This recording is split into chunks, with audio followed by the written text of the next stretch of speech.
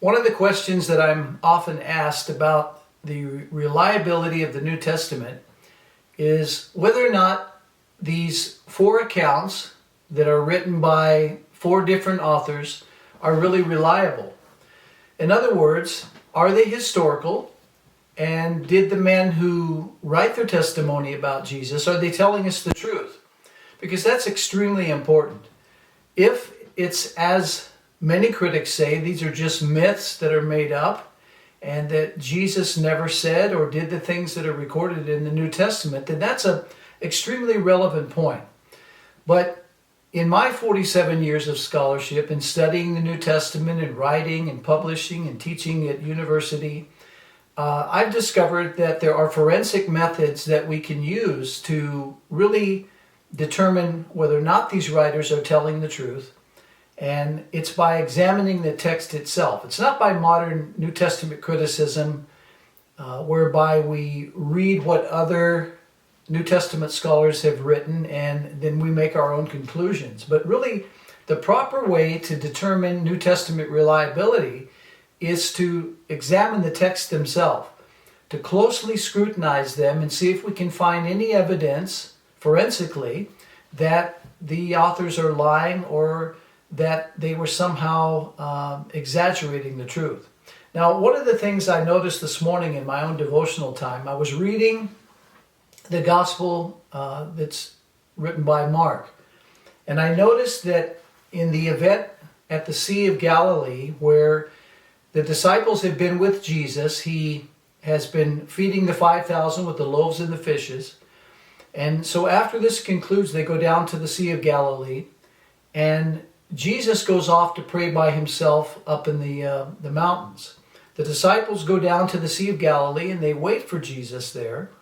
And about nightfall, he doesn't show up, so they decide to go across the lake themselves.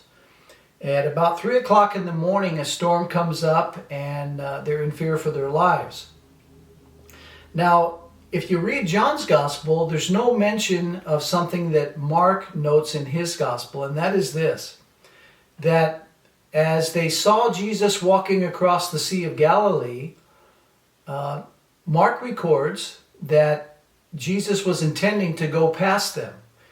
But John just says that Jesus saw them in their distress and he got into the boat and he spoke to the storm and it immediately calmed itself. So this is one of the aspects of the four Gospels that if we study it carefully, we notice. And so what we see is these slight differences in testimony. Mark recording that Jesus was intending to go past them. He was going to just walk on by. But John doesn't say that, and we don't see that in the other Gospels either.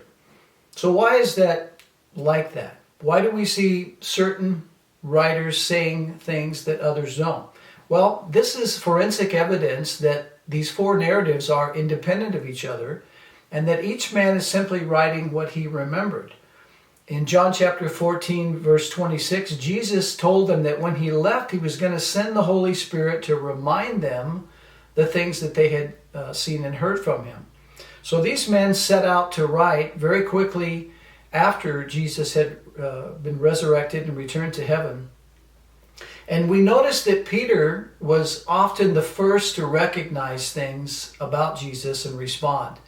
At one particular place, Jesus asked the disciples, "Who do you say that I am?" And Peter said, "I say you're the Christ, the Messiah, the Son of the living God."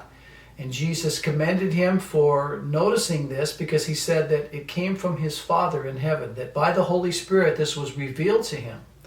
So when the resurrection happened, all of these brave men who said that they would die with Jesus were hiding out in fear of their lives. It was only the women who went to the tomb early in the morning and noticed that Jesus was not there. The first, of course, was Mary Magdalene. And so she ran back to tell the disciples that the Lord wasn't there. He had risen, and it says in the text that the disciples didn't believe them. It was common at that time that men didn't believe the testimony of women in Jewish culture.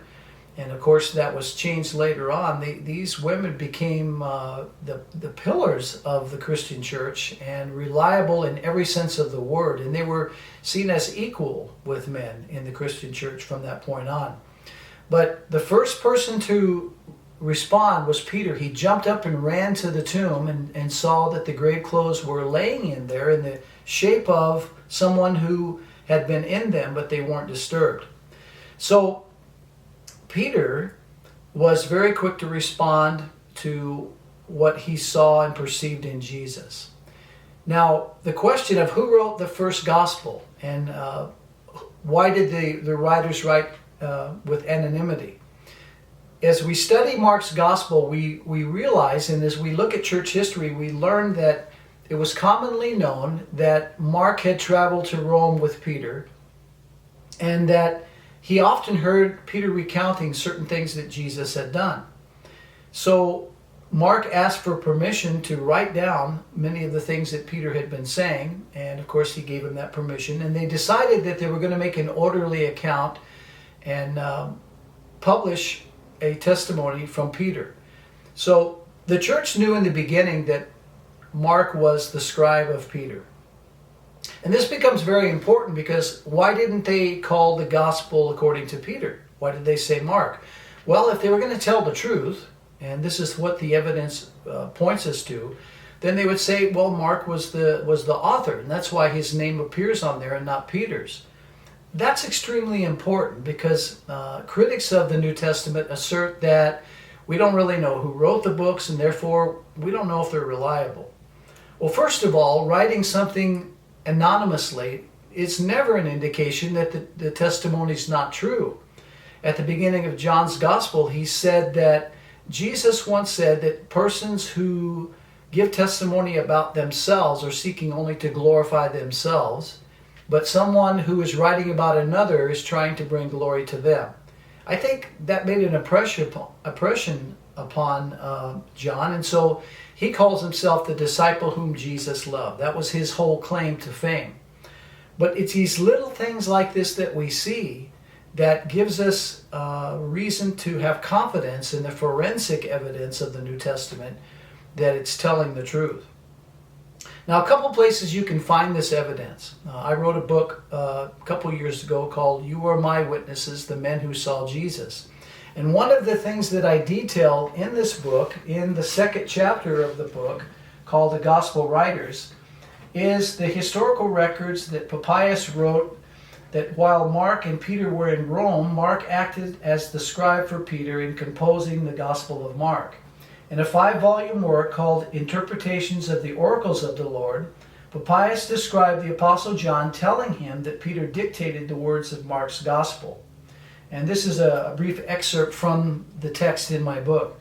And the elders used to say this: Mark became Peter's interpreter and wrote accurately all that he remembered, not indeed in order of the things said and done by the Lord, for he had not heard the Lord nor had followed him, but later on followed Peter, who used to give teaching as necessity demanded, but not making, as it were, an arrangement of the Lord's oracles, so that Mark did nothing wrong, thus writing down the single points as he remembered them.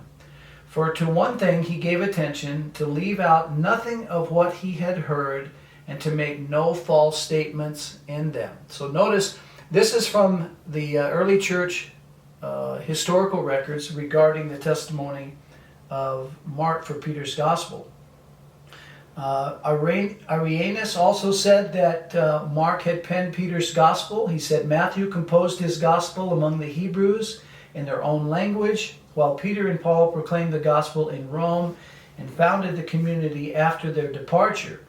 Mark, the disciple, interpreter of Peter, handed on his preaching to us in written form. So the idea that these men didn't write a written testimony and send it out as Jesus ordered them, send these letters to the 7 churches that are in Asia, is really preposterous. People who do that are trying to impeach the reliability of the New Testament, but every time we just simply read these Gospels and study them for ourselves, when we look at church history and what did the early leaders of the church know, we find out that Hey, these men took their job very seriously. When Jesus said in Acts chapter 1 verse 8, "You are my witnesses. I'm calling you to go out and tell people what happened to the farthest places of the earth." How exactly were these men going to accomplish this if they simply had an oral tradition type of delivery of the gospel? No, they had to write it down. They had to send it out to the churches in Asia as Jesus commanded. And from there, these letters were distributed all over the world. Now, the only way that that could happen is by sending the letters. These apostles, these disciples who had seen Jesus, they couldn't get on a bus or take a car or fly any place to get these messages around the world. They had to deliver it in written form. And of course, history allows us to document that this is exactly what happened. We found manuscript evidence of the New Testament, nearly 25,000 extant copies from all over the world in 13 or 14 different languages. So today you can have great confidence in the New Testament. There are really hundreds of pieces of forensic evidence that we can find that prove to us that what these men wrote, they intended it as a historical narrative.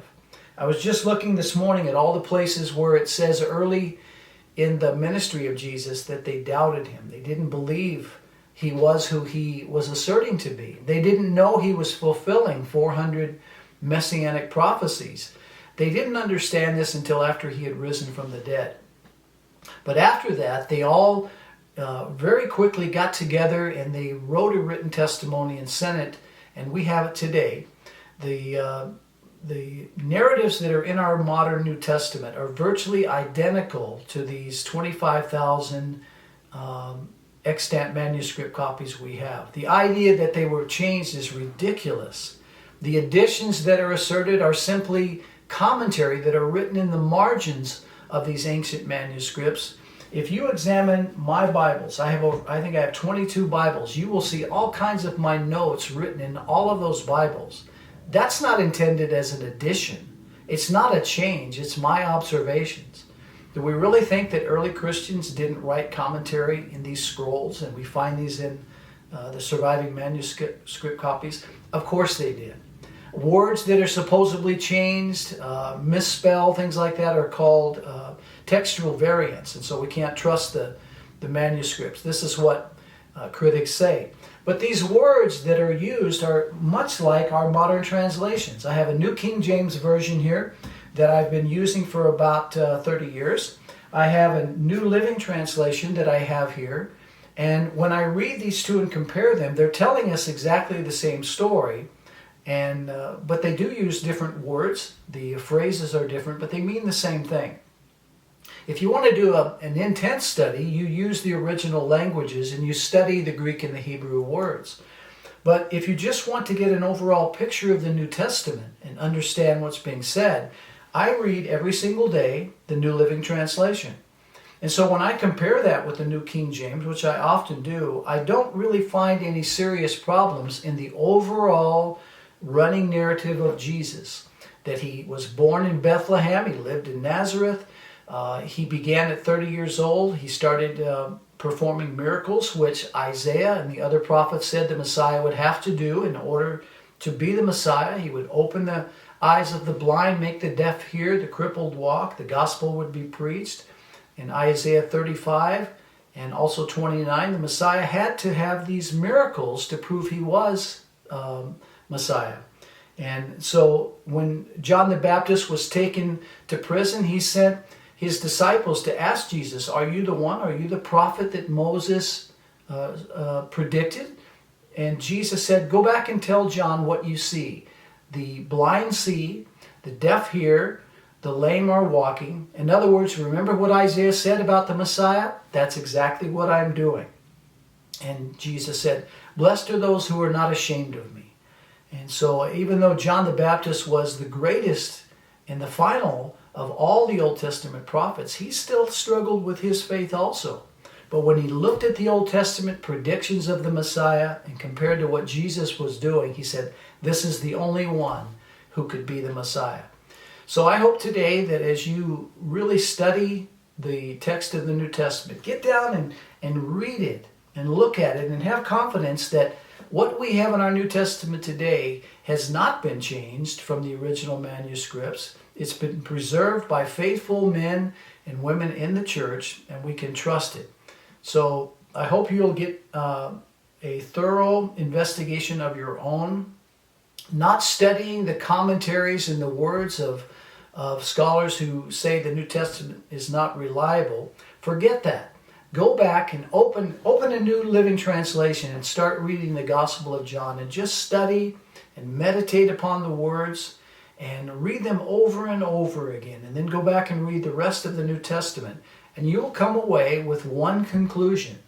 These men saw something extraordinary that they found almost impossible to believe. But when they realized the prophets had written 400 prophecies of the Messiah, and Jesus was systematically fulfilling all of these, you'll realize these men are writing a historical account of true events, and they are telling us, hey, I'm telling you the truth. I didn't believe it at the beginning either, but I had to write this down so that you would know, John said, and so that you could be saved.